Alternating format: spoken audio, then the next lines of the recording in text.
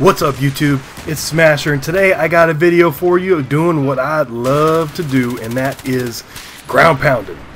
So I do fairly well this map and clock about 7,000 points, I think 22,000 overall.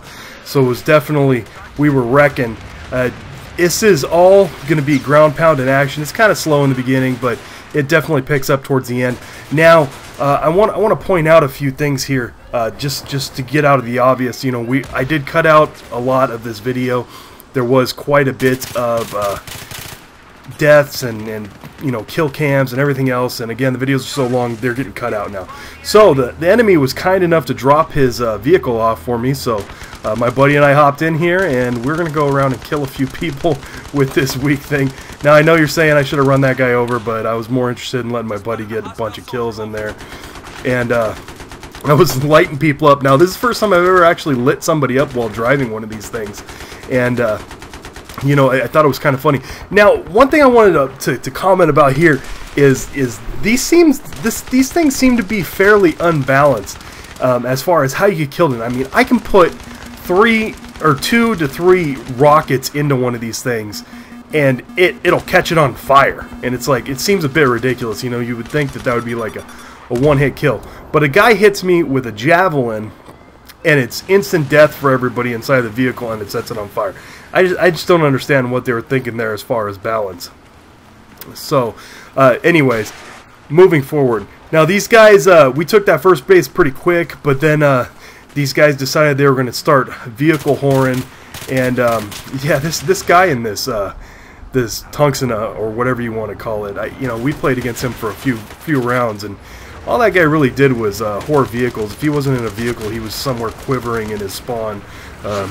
But you know, and this brings up another point here. If you guys are in a vehicle and somebody's fixing you, just stay there for a second, relax.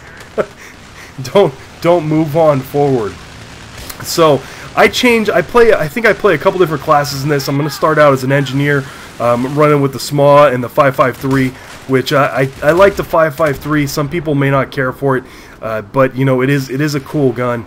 The problem with the 5.53 is it's got a medium range at best. You definitely cannot do any kind of long distance with it, and when you do long distance with it, you pulse, or medium distance even, you pulse the trigger, and it's still kind of really not good accuracy wise at that level.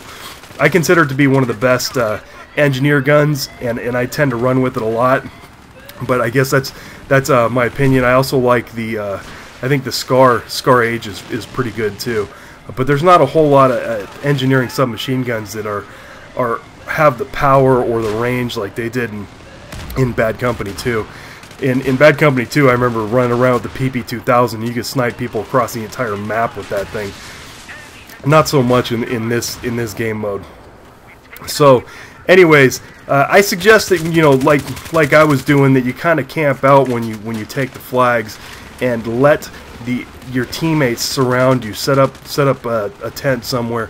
Before you take the second flag, I always do this. You've got to run through the back part of their base and take out the guys that are embedded in the back of their base as much as you can, because if not, they have such a good vantage point for just destroying everybody on your team.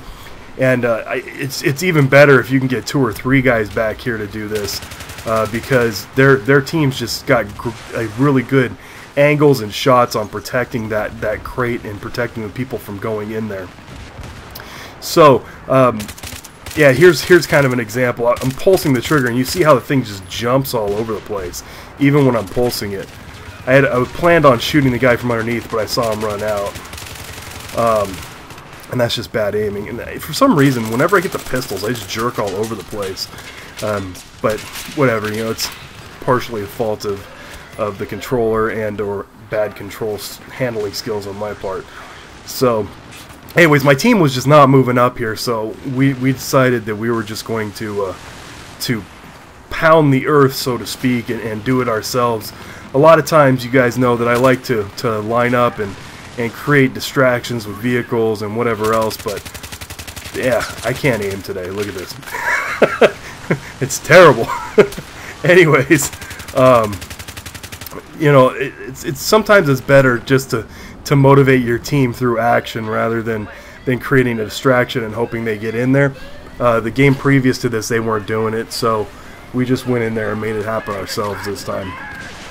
But overall, I've been enjoying playing Rush again now that it seems to be lagging a little bit less.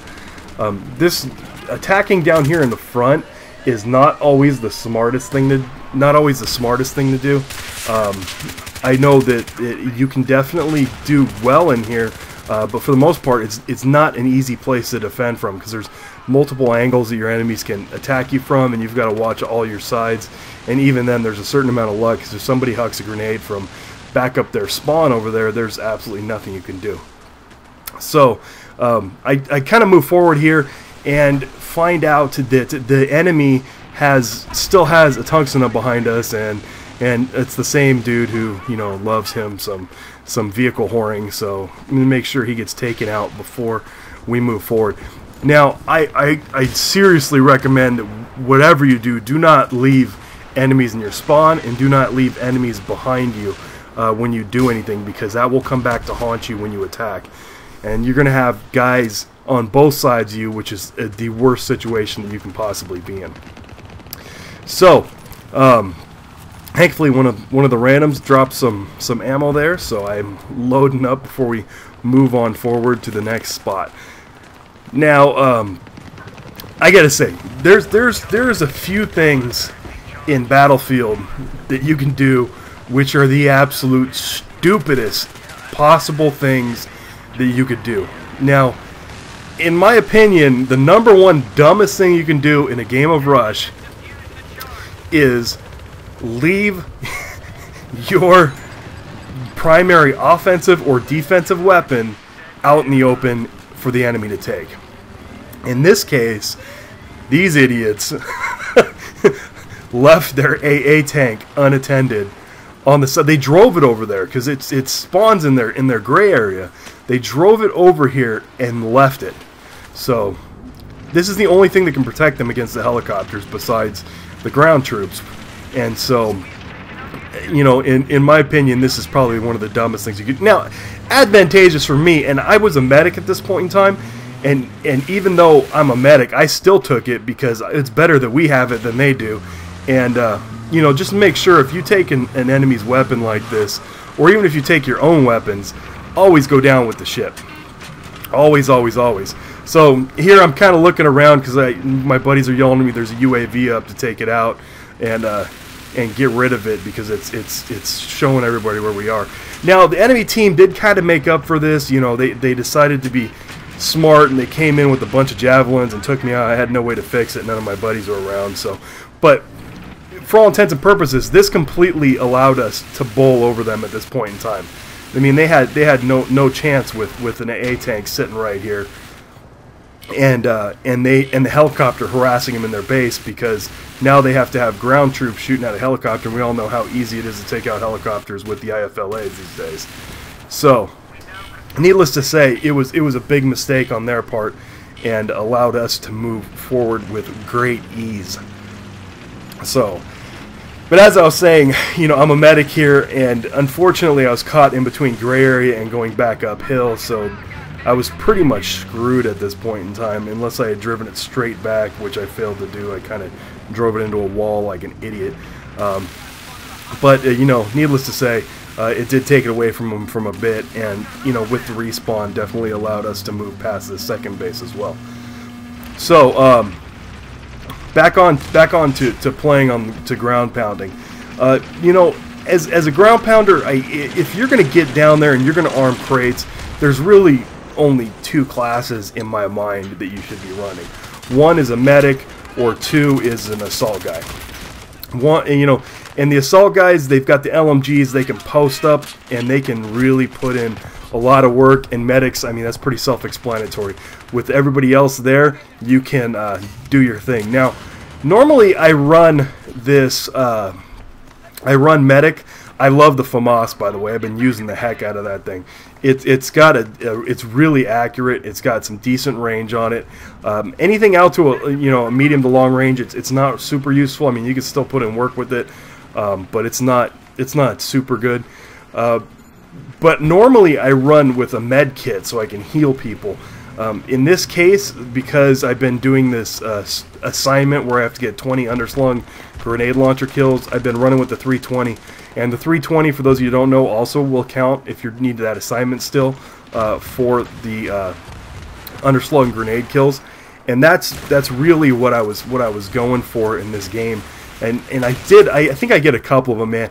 I am so not used to using the grenade launchers. I have a hard time aiming with them, but I think I'm starting to kind of get the feel for it. I think I get a good shot on these guys a little bit later. Oh yeah, and don't pick your buddies up without killing the guys. I got revived by some Rambo, revived by some random there, and they get RPG'd in the face, assuming that he took the guy out. Yeah, awesome. So, anyways, I died and I spawned back on my buddies behind their base. Now, once you get inside the base, you know, I found that if you sneak back behind over here, you know, you're in a really good position, especially with the medic, to keep your buddies alive and do everything without causing too many problems. Now, it is also difficult at this point in time because there's spawns like right on the other side of this, and it's not easy for you guys to have access in here. And so that's why I kind of posted up and back, and I didn't really advance forward because I wanted to see what my team was going to do.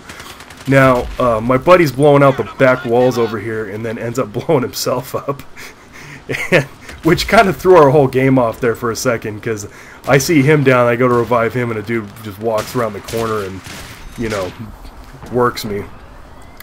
Because I assumed since he blew himself up that everything was clear, but, you know, that's what I get for assuming. So, anyways, back to this. Now once you're in their base here, I like to hang back, right? So, you know they're going to be coming from my back right, and they're going to be coming from straight ahead there, right?